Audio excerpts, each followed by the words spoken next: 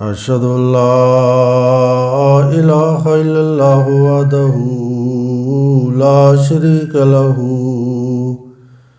وأشهد أن محمدا عبده ورسوله أما بعد فأعوذ بالله من الشيطان الرجيم بسم الله الرحمن الرحيم هو الذي بعث في الأمين رسولا منهم يتلو عليهم آياته ويزكيهم ويعلمهم الكتاب والحكمة وإن كانوا من قبل لفي ضلال مبين وآخرين منهم لما يلحقوا بهم وهو العزيز الحكيم.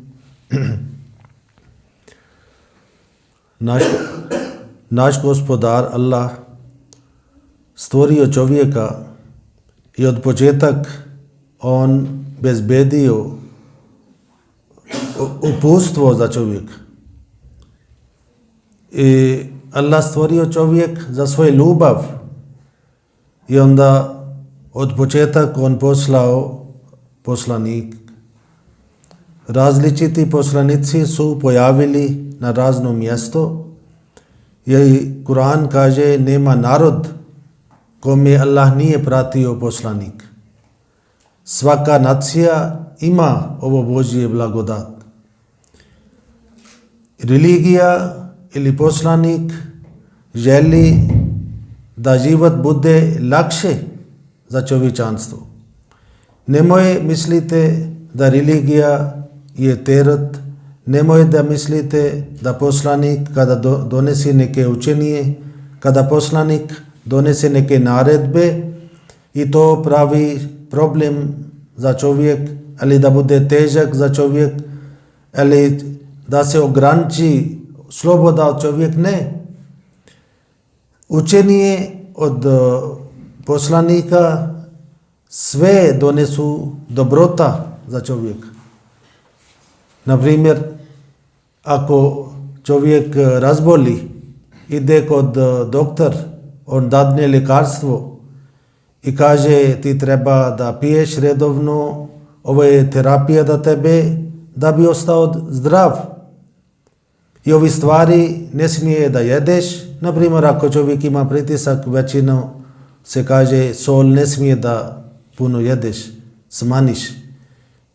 I šta je to? Da li može da neko misli da ovo doktor je njegova neprijatelj, ja mene sviđa sol, ja želim više zasolim i ko je on mene da smanuje, a zašto da pijem ovo lijek? A onda šta ćete se dogoditi poslije toga? Da li doktor će imati šteta, ali čovjek? Naravno, ona je pacijent ko ne sluša doktor, on će stradati. Ponekad moguće je da skoči jednom ovo pritisak i onda gotovo. I sad, za taj primjer mi možemo da shvatimo Božji poslanik bude kao duhovni doktor. On liječi naše duše. Isto on liječi naša tijela. Tjelesni bolest i duhovni bolest poslanik liječi. I poslanik kada kaže ne radite ovo, na primjer sada uzimamo neki primjer, poslanik kaže nemoj da lažite, nemoj da prevarite ljudi, nemoj da obećate i ne ispunite. To su neke osnovne stvari. Šta može onda se dešava? Čovjek jednom prevari nekoga, onda drugi put, treći put.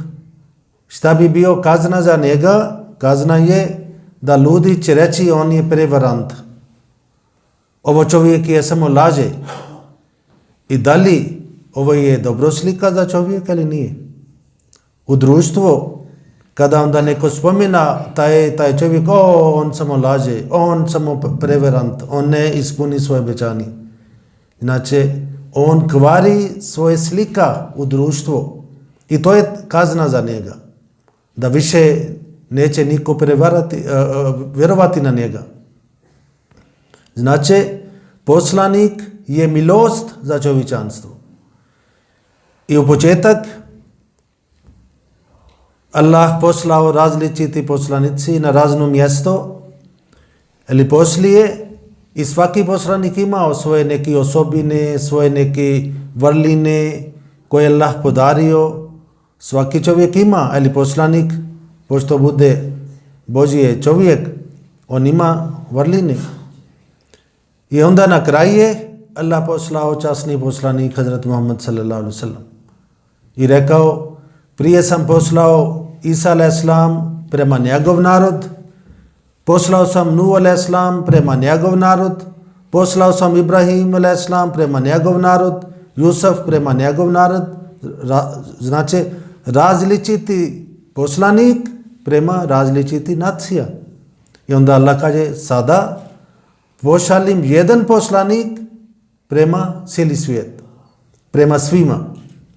I Božji je plan kao čovječanstvo počeo od jedne tačke i sada na kraju je Allah pošali poslanik da se spoji opet svi zajedno. I zato onda Allah rekao, sada ne treba da dođe više poslanik, ne treba da bude različite knjige, nego bit će jedna knjiga za svi narod. I ta knjiga će ispuniti potrebe za svih vremena. I zato Kur'an kaže, ovo je završena knjiga. I zato je Kur'an je zadnji knjige, pošto kada je nešto bude završeno, onda nema nešto drugo, pošto ne fali ništa.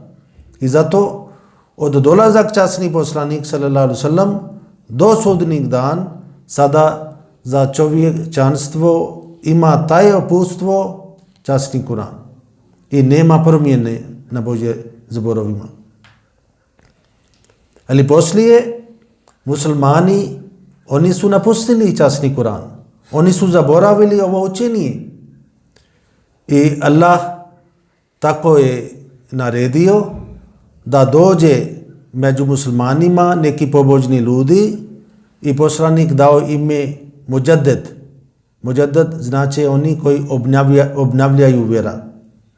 Svaka stoljeća ima takvi pobožni ljudi. Kada ljudi su počeli da radi nešto novo u islam, kada ljudi su promijenili nešto u religija, onda neki učen čovjek dođe, on kaže, ovako je poslanik nama nije uputio, Božje zborovi nisu tako, kaže, ne kaže tako, nego ovo je pravi put. Ali poslije, kada muslimani su imali najveći problem i kada zbog neki pogrešne vjerovanje nekoliko 100.000 muslimana oni su napustili islam, kada muslimani su počeli da vjeruju da njihovo poslanik, znači časni pratenik sallallahu alejhi ve sellem je umro i Isa alejhi selam živi i on je živ tjelesno na nebu, i onda faktički oni su pomagali kršćanski vjerovanje, pošto kršćani kažu Isus je tjelesno živ na nebu. I ovo su bili sve greške, kao sada smo čuli. Kur'an jasno kaže da Isa alejhi selam je umro. On bio Božji pratenik, on bio dobar čovjek, ali on preselio kao svaki čovjek preseli, kao svaki poslanik preseli. On je umro. On nije više živ. I zato ovo bio Božji plan da ne ostavi islam bez uputstva. Ako muslimani nemaju uputstvo, onda nema razlika. Kur'an je jedna knjiga. Kur'an ne može da sam završi reforma. Na primjer, ako ljudi ne slijedi časni Kur'an, onda Kur'an je čuvana. Ima lijepo, krasno učenje. Ali ako nema ovo neki pobožan čovjek koji bi nama uputio I onda sam Kur'an ne može da završi. Vidite, sada mi imamo Kur'an, ali vidite gdje stoji muslimani. Džamije su pune sa vjernicima, ali svugdje je haos, svugdje je nemir kod muslimana. Kur'an kaže, zaista svi muslimani su braća, ali ne se vidi taj bratstvo. Znači, muslimani su potpuno zaboravili časni Kur'an. I zato Allah poslao Hazrat Mirza Ghulam Ahmad a.s. na ovo doba, običajni Mesija, Imam Mahdi, poslanik, da bi ujedini svi muslimani zajedno. To je njegov misao. On nije promijenio ni jedna tačka u islam, nije donio nešto novo u islam i samo tražio da mi treba da vratimo na izvor islam. U naš džemat svake godine mi 23. mart mi slavimo taj jedan dan, pošto taj dan u 1889. godine 23. mart 1889. godine Hazrat Mirza Ghulam Ahmad a.s. sa Božjim naredbom osnivao Ahmadija džemat i rekao da ovi sve pobožne duše bilo gdje se nalazi u svijetu, oni će pridružiti na ovo džemat. I rekao, svaka nacija će imati korist od ovo fontane i svaka nacija će pijeti ovo svježa voda od ovo fontane. Znači od ovo pokret. I zato mi svake godine pravimo taj sastanak da mi znamo koliko je bitno za nas da mi prihvatimo imam od Boga i isto je toliko bitno za nas da mi slijedimo na njegovo učenje, da bi imali korist od toga. Pošto on nama rekao da je Allah i Bog je isti kao bio prije. On je živ Bog i on sluša molitva, on odgovori za naš molitva, on reši naš problemi. I u Kur'an kaže, samo da učimo ovo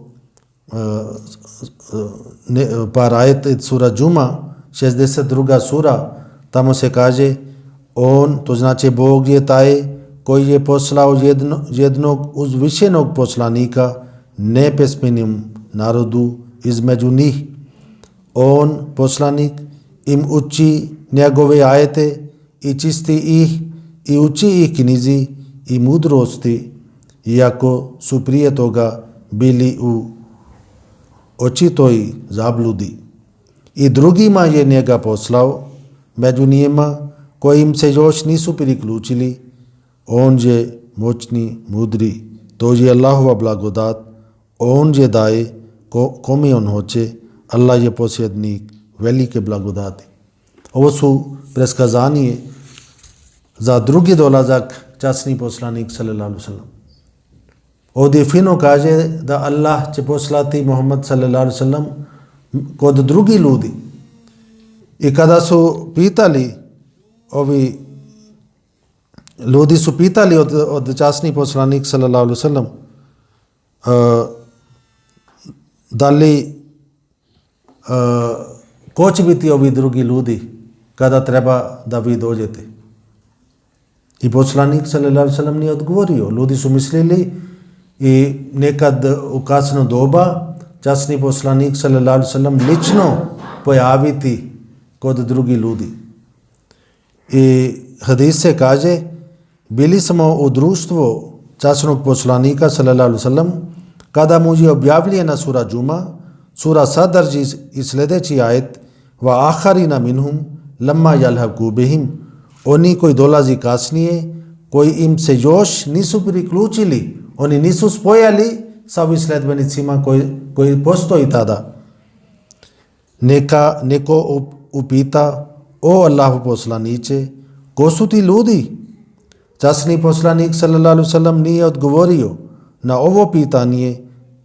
Čovjek ponovi svoje pitanje 3 puta. U to vrijeme je među nama bio i Salman Perzijac. Časni poslanik sallallahu alaihi wasallam položio svoje ruke, položi ruku na njega i reče, čak kada bi vjera sa ovog svijeta u potpunosti iščezlija, bit će neko ili nekoliko od njegovi ljudi koji će na zemlji ponovo uspostaviti vjeru. Znači, poslanik kaže, neki ne Arab će pojaviti poslije, ja neću lično dolaziti, nego neki drugi čovjek će dođe u moje ime i on će završiti taj sve reforme. I zato mi smo sretni koji smo priznali, mi smo sretni koji smo prihvatili običani Mesija alejhi selam. I njegov zadatak je da služi islam u širom svijetu i to isto treba da bude naš zadatak.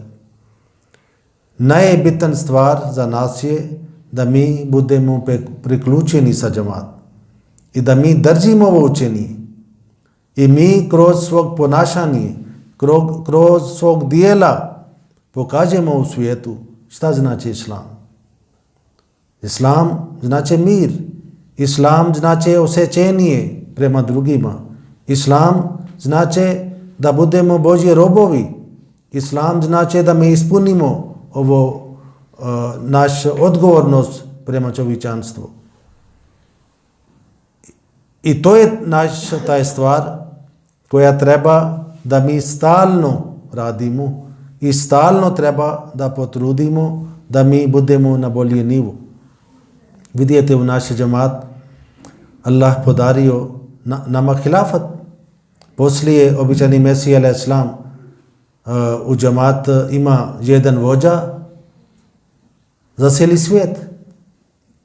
Drugi muslimani imaju veći broj od nas, ali nisu uspjeli da napravi hilafat, ali nisu uspjeli da imaju jedan vođa za cijeli svijet. I to se pokazuje Božje blagodat prema nama. Da naš džemat je zajedno, bez obzira gdje mi živimo, koja nacija imamo, koja država pripadamo, i svaki Ahmadi kaže, naš halifa je Hazrat Mirza Masrur Ahmad, 5. halifa koja sada vodi džemat. I to treba da bude. Islam nama nauči, ako ima dva muslimana, jedan treba da bude imam. Toliko je bitno da mi budemo zajedno, da bude zajednica. U doba časni poslanik sallallahu alaihi wasallam, svi muslimani oni su imali jedan vođa. I poslije njega svi muslimani su imali vođa Hazret Abu Bakar i Umar i Usman i Ali. Jedan bio halifa za cijeli svijet. I poslije, kada oni su napustili taj pravac, onda oni su bili podijelili su među sobom. I sada Allah opet nama poslao običani Mesija i nama poručio mogućnost da mi možemo da budemo opet kao jedna zajednica i onda ovo je na nama. Kao sam vama dao primjer za doktor.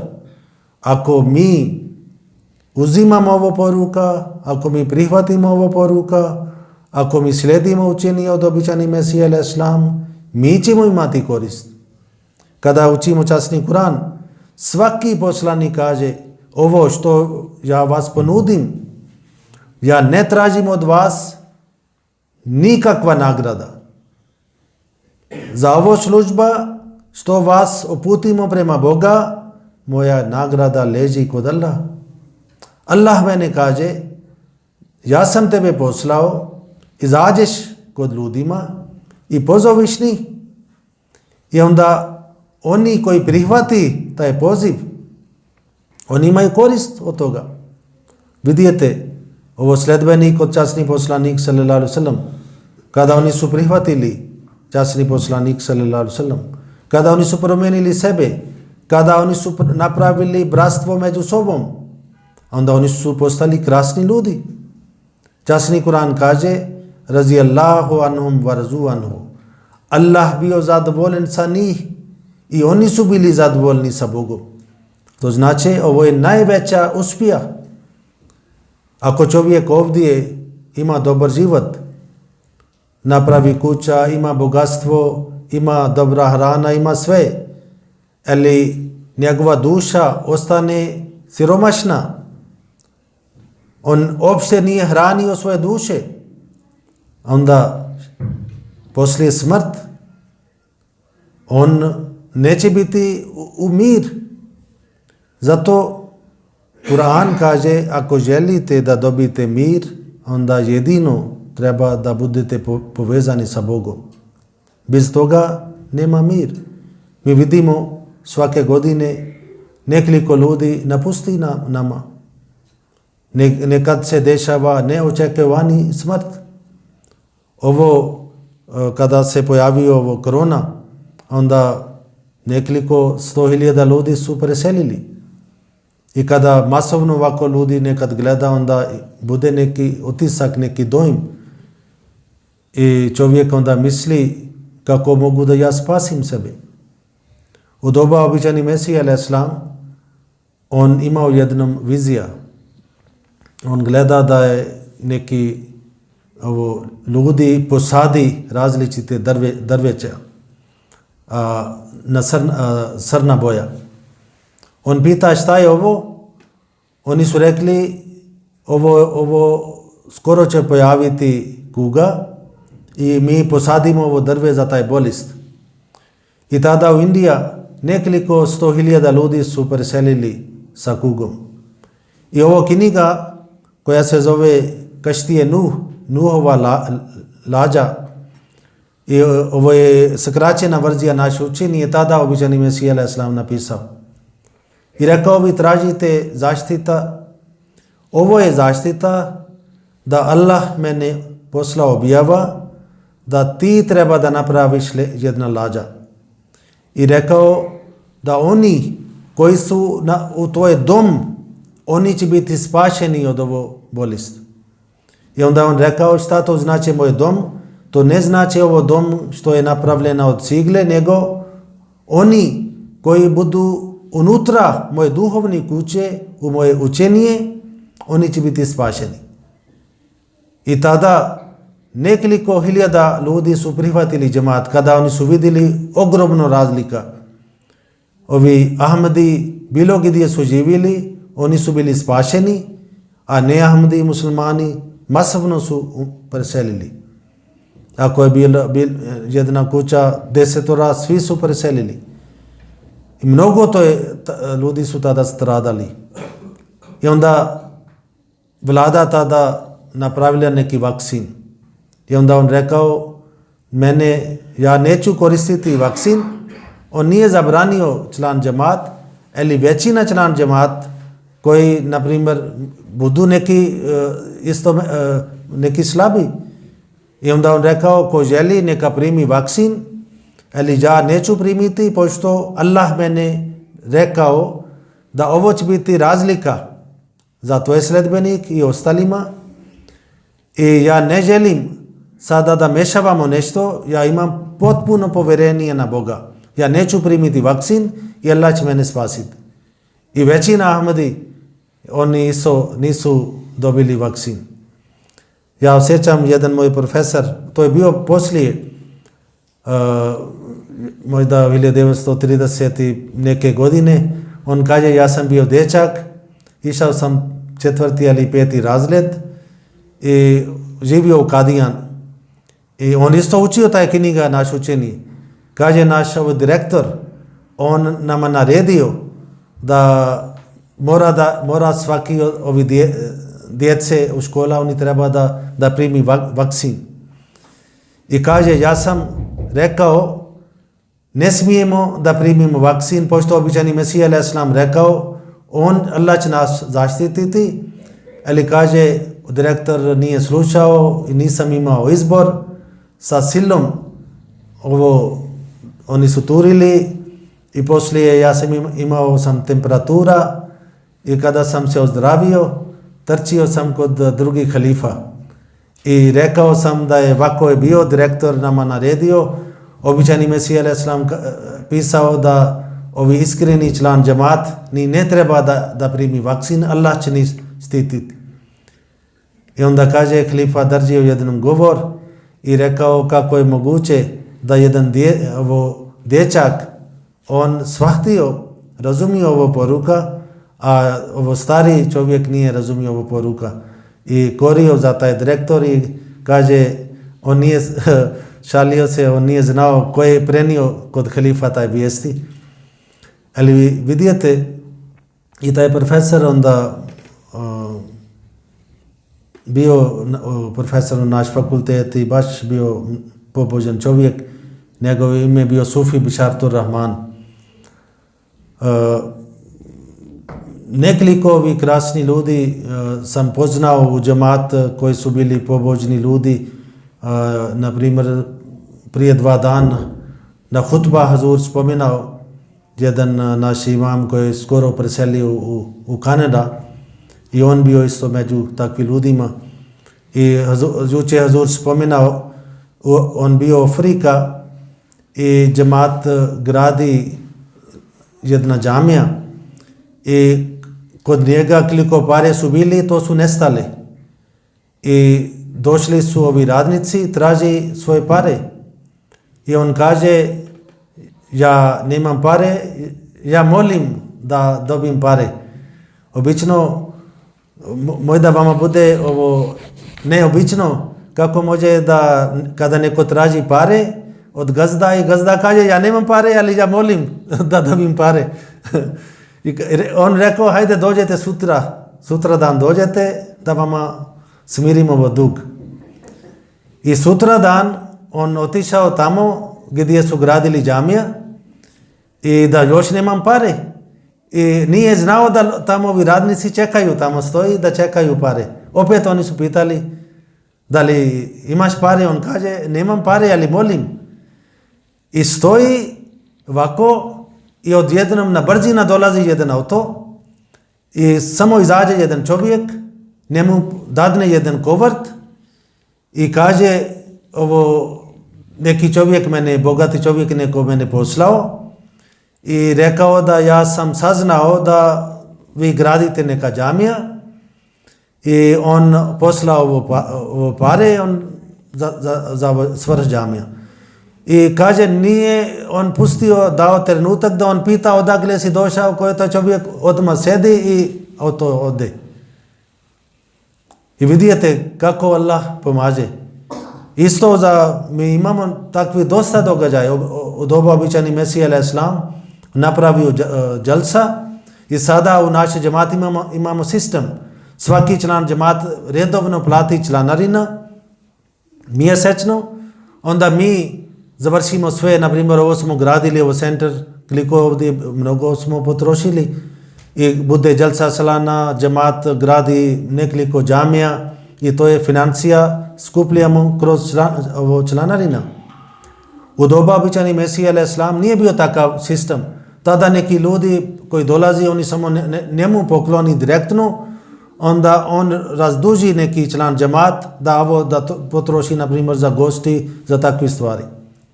Bila je džalsa salana i ovo glavni koji vodi briga za gosti došao kod njega i kaže, nemam pare. Sada su došli gosti, za hrana nemam pare, kako bi se premili. On kaže, što sam imao, dao sam, ako nema, neka idete kod moje supruge i njegova supruga isto bila čerka za taj gospodin koji je bio glavni za gosti, za džalsa.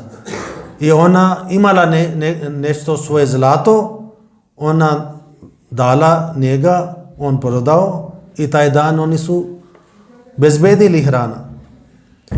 I sutra dan opet on dolazi i kaže, nemam sada više pare.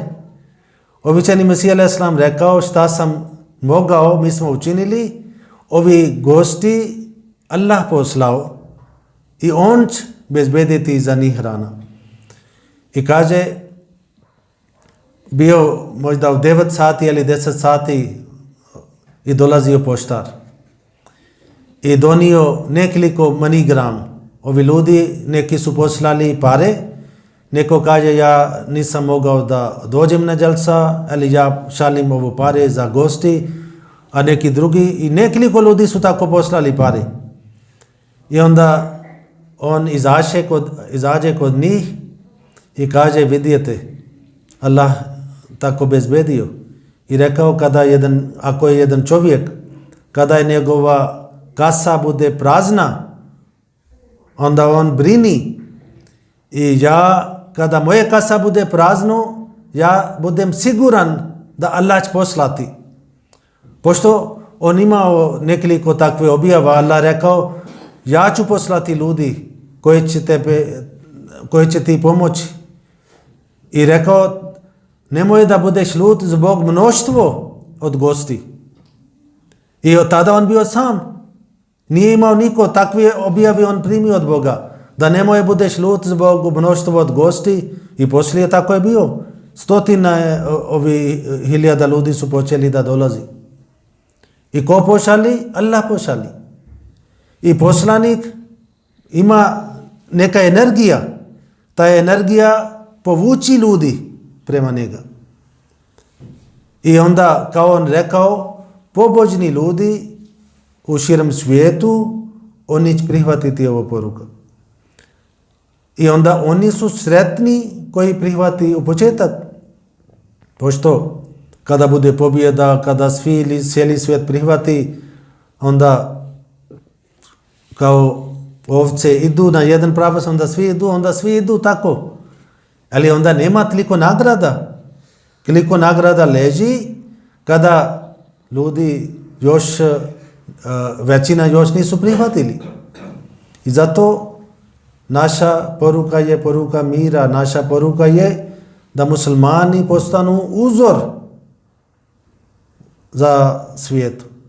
Ja sam bio u Bosna, poznao sam par vojnik iz Austrija, oni su počeli da dolazi kod nas u centar.